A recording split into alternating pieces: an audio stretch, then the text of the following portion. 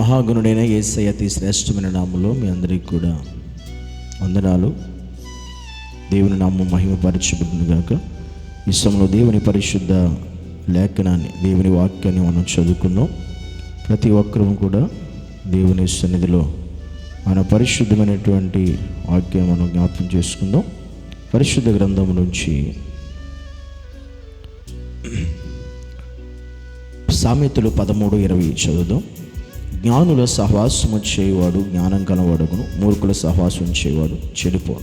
సహవాసం గురించి దేవుడు మాట్లాడుతూ ఉన్నాడు. సహవాసం అనేది శ్రేష్టమైనదై ఉండాలి, ఉన్నతమైనదై ఉండాలి. అనగా మన సహవాసం ఏదైతే ఉంటుందో మన ఆత్మీయత దాని మీద ఆధారపడి ఉంటుంది, మన ఆత్మీయ జీవితం దాని మీద ఆధారపడి ఉంటుంది.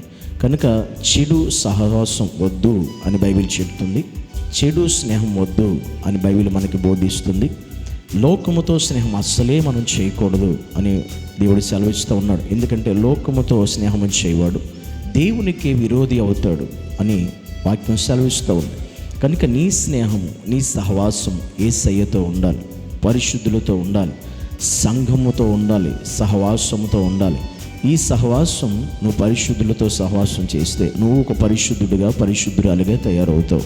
కానీ చెడిపోయిన వారితో, ఆలోచనలు మంచిగా లేని వారితో, ఉద్దేశాలు మంచిగా లేని వారితో నువ్వు సహవాసం చేస్తే నువ్వు ఖచ్చితంగా నీ ఆలోచనలు పాడవుతాయి, ఉద్దేశాలు పాడవుతాయి, నీ తలంపులు పాడవుతాయి.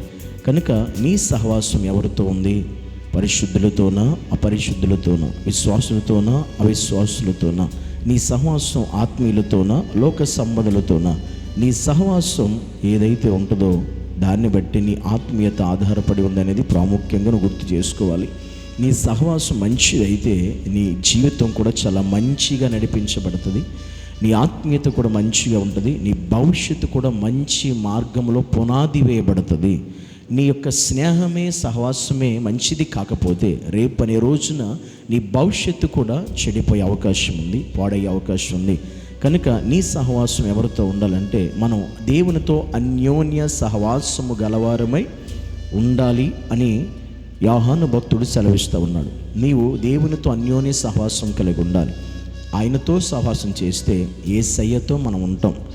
మనం చెబుతాం కదా, ఈ లోకంతో పాడైపోతుంటే మనం పాడైపోతామని. కానీ యేసయ్యతో సహవాసం చేస్తే ఆయనతో మనం కూడా ఉంటాం, ఆయనతో మనం కలిసి జీవిస్తాం. యుగ యుగాలు తరతరాలు ఆయనతో ఉండే భాగ్యం మనకు దేవుడు ఇస్తాడు. కనుక ఈ లోక స్నేహాన్ని విడిచిపెట్టేద్దాం. ఈ లోక చెడు స్నేహాలకి స్వస్తి చెప్పి వాటిని పక్కన పెట్టి నిజ స్నేహితుడైన యేసయ్యతో మనం స్నేహం చేస్తే, సహవాసం చేస్తే మన ఆత్మీయ అనుదిన జీవితాలు ఫలభరితంగా మార్చబడతాయి. దేవుడు మన ద్వారా మహిమపరచబడతాడు. అప్పుడు ఆయన కృప మన మీద ఎల్లప్పుడూ ఉంటుంది. కనుక నీ సహవాసం ఇప్పుడు ఎవరితో ఉంది? ఎలాంటి వారితో ఉంది? ఏ సహవాసంలో నీవు ఉన్నావు? ఒకసారి మన మనసు అపేక్ష చేసుకుందాం, ప్రార్థన చేద్దాం. పరిశుద్ధుడా యేసయ్యా నీకు వందనాలు.